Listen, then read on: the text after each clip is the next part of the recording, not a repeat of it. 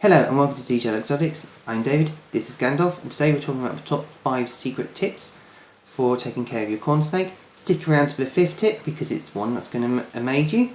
Before we get started though, please like, share and comment on the video and subscribe to the channel. Thank you very much and let's get into it.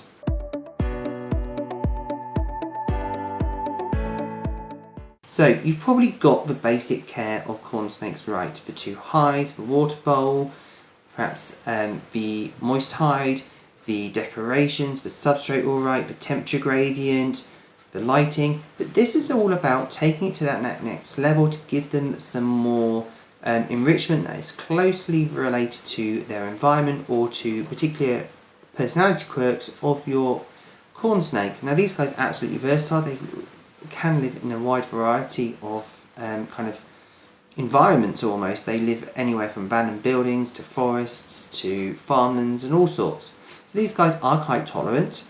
They love interacting with people.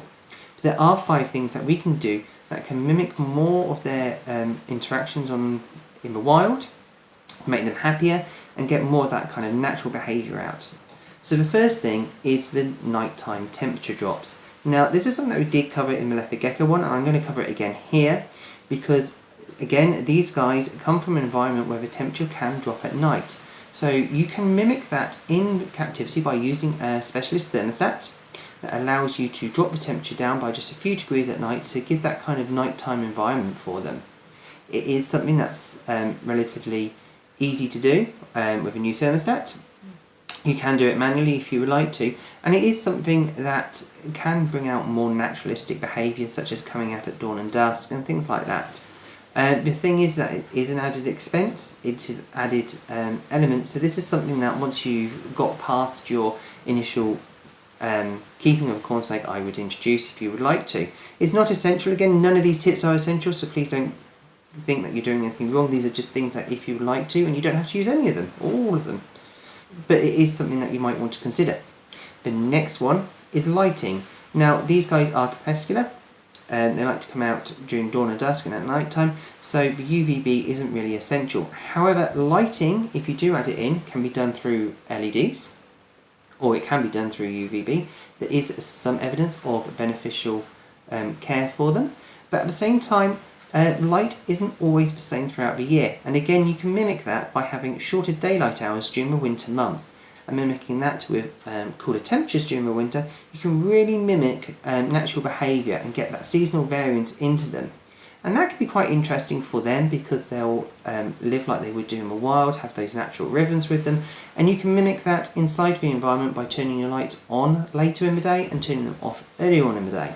And that adds a seasonal variance for them. Now you can do this with LEDs or UVBs, it depends on which one you would like. The third one is keeping to their naturalistic feeding behaviour. These guys are fantastic hunters, but they also are opportunists. One of the things that they like doing is what we call nesting. So this is where they hunt for the nest of a mouse or a rat, and they eat the prey from the nest. Now you can mimic this inside the enclosure by doing a scent trail with a mouse, hiding it and letting them find it. This encourages naturalistic hunting behaviour in them, gives them something to do, kind of hunting behaviour that actually stimulates their mental abilities and their mental kind of pleasure, so they actually enjoy that, and it can actually make for a happier snake. It is fairly easy to do, it isn't that hard. Just walk the mouse around the enclosure and then hide it in a particular spot. Gumball, who we have, absolutely loves that activity. We hide it in a hide or hide it behind some plants, and he will go around and he will go and find it, and it can take a couple of hours for him to do that, and it's absolutely fine for that.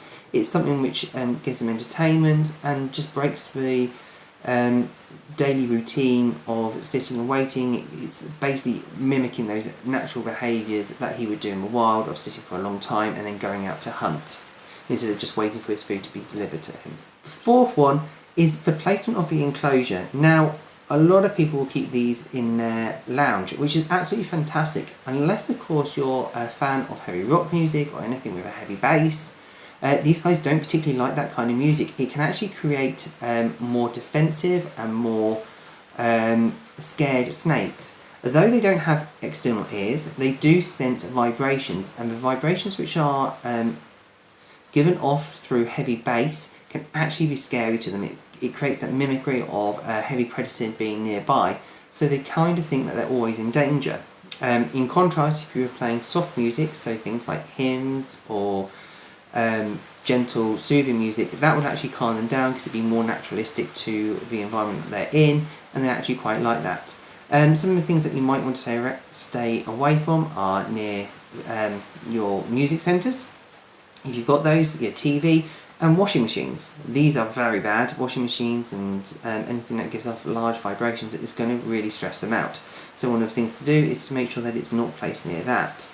Also, if you place it near a front window where you've got cars that can rush past, that might also be causing heavy vibrations in the front part of your house, and that can also cause that trouble.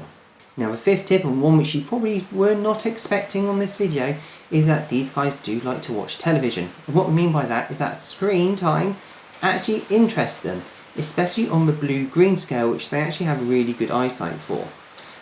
While they don't really understand it, so playing them reruns of Peppa Pig or Bluey might not understand it, the actual colour system is something that they actually find quite interesting, and they will be mesmerised by it and try to understand it. They can watch it, and this isn't unusual. I've spoken about this before, where one of our raw pythons really likes watching Jurassic World.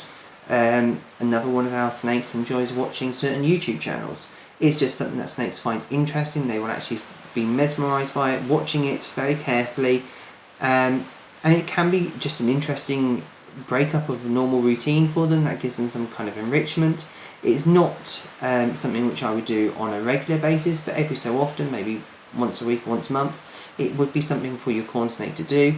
Alternatively, if you like playing games or watching videos on YouTube, you can sit in front of your enclosure and play them on your phone, and your snake will probably come over to see what's going on and maybe mesmerised by what you're watching as well, and it's kind of like a joint family TV time.